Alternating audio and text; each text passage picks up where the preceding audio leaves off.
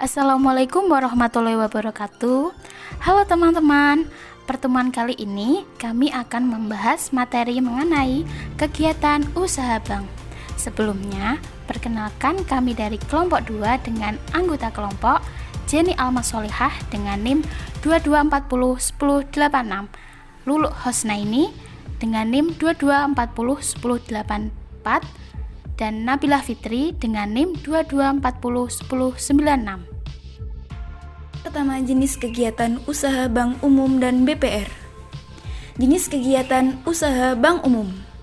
Bank umum adalah bank yang melaksanakan kegiatan usaha secara konvensional dan atau berdasarkan prinsip syariah yang dalam kegiatannya memberikan jasa dalam lalu lintas pembayaran. Tujuan utama suatu bank didirikan adalah sebagai agen pembangunan baik bank pemerintah maupun bank swasta. Dalam praktiknya, terdapat 3 kepentingan utama bank umum, yaitu yang pertama, menghimpun dana, yang kedua, menyalurkan dana, dan yang ketiga, memberikan jasa bank lainnya. Yang pertama, yakni menghimpun dana. Maksud dari menghimpun dana yakni mengumpulkan, menerima dana dari masyarakat dalam bentuk simpanan, rekening, atau akun. Adapun jenis-jenis penghimpunan dana yang biasanya ditawarkan oleh perbankan meliputi simpanan giro, simpanan tabungan, dan simpanan deposito. Yang kedua yakni menyalurkan dana. Maksud dari menyalurkan dana yakni kegiatan bank menyalurkan dananya kepada masyarakat dalam bentuk pinjaman atau kredit atau loan. Jenis pinjaman atau lebih populer dengan sebutan kredit antara lain seperti kredit investasi, kredit modal kerja, kredit perdagangan, serta pembiayaan bagi bank syariah. Yang ketiga yakni memberikan jasa bank lainnya atau servis merupakan jasa keuangan yang diberikan dalam rangka memperlancar kegiatan transaksi keuangan. Hal tersebut seperti transfer, inkaso, clearing, letter of credit, valuta asing, safe deposit box, bank garansi, menerima berbagai setoran seperti setoran pajak, uang kuliah, ongkos naik haji atau ONH, telepon, air, listrik, dan setoran lainnya. Dan yang terakhir yakni melakukan pembayaran seperti pembayaran gaji, pembayaran pensiunan, bonus, ataupun dividen.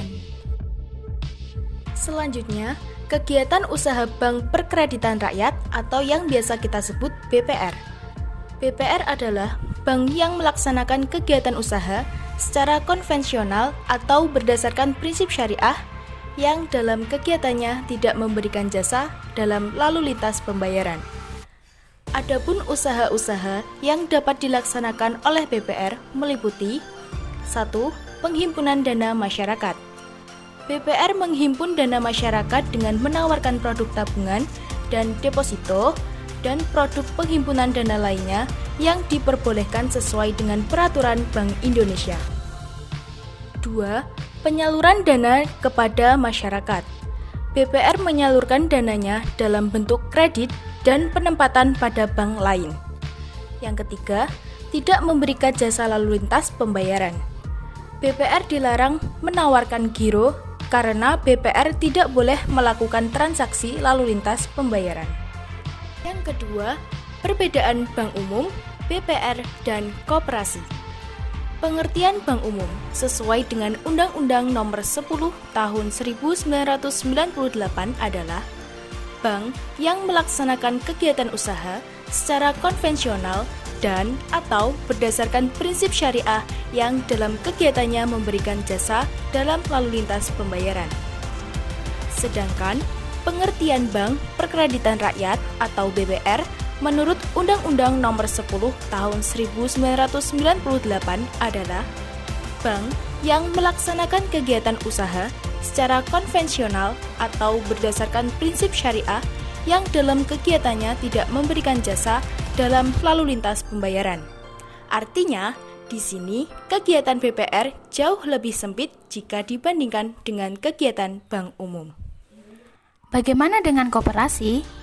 Menurut Undang-Undang Nomor 17 Tahun 2002, koperasi adalah badan hukum yang didirikan oleh orang perseorangan atau badan hukum koperasi dengan pemisahan kekayaan para anggotanya sesuai modal untuk menjalankan usaha yang memenuhi aspirasi dan kebutuhan bersama di bidang ekonomi, sosial, dan budaya sesuai dengan nilai dan prinsip koperasi. Untuk lebih jelasnya, membedakan bank umum, BPR, serta koperasi dapat menggunakan aspek-aspek berikut ini. Untuk landasan umum dan definisi sama seperti slide sebelumnya, tempat kedudukan bank umum bisa di mana saja dalam wilayah Indonesia. BPR di kecamatan di luar ibu kota, kabupaten, kota madya, provinsi, atau ibu kota negara. Sedangkan koperasi sama seperti bank umum bisa di mana saja di wilayah negara kesatuan Republik Indonesia yang ditentukan dalam anggaran dasar.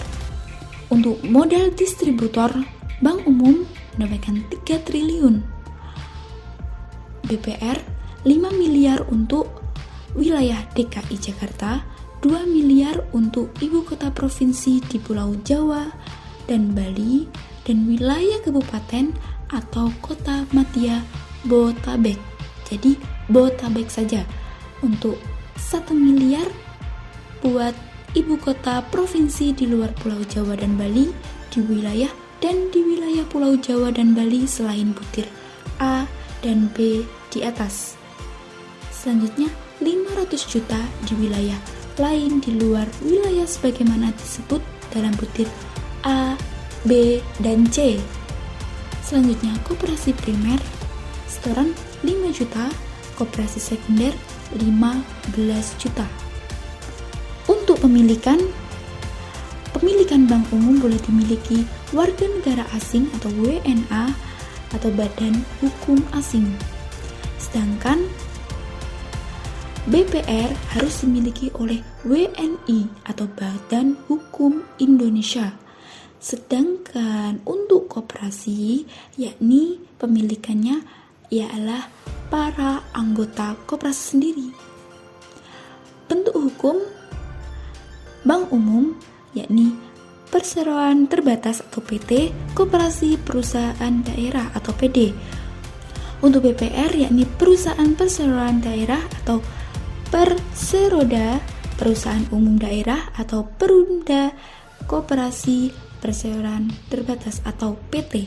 Sedangkan bentuk hukum yang didirikan oleh orang perseorangan atau badan hukum koperasi itu untuk koperasi.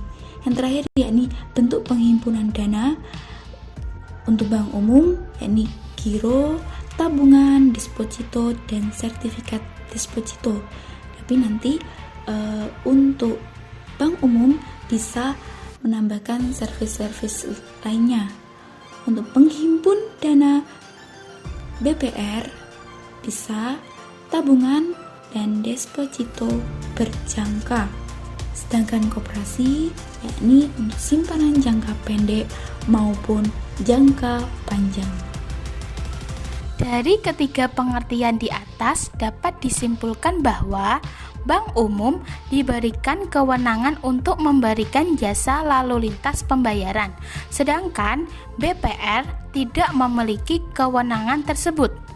Bank Perkreditan Rakyat atau BPR dan koperasi merupakan lembaga keuangan yang sering berhubungan dengan usaha-usaha masyarakat kecil. Lembaga bank didirikan dengan tujuan untuk menghimpun dana dan menyalurkan dana dari masyarakat itu sendiri, sedangkan koperasi didirikan untuk mendapatkan dana dari anggotanya dan mensejahterakan anggotanya sendiri. Dari keseluruhan pembahasan tadi, kami lebih banyak mengambil referensi dari buku-buku yang tertera dalam slide ini.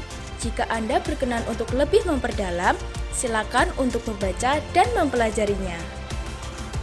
Cukup sekian materi yang bisa kami sampaikan, semoga bermanfaat.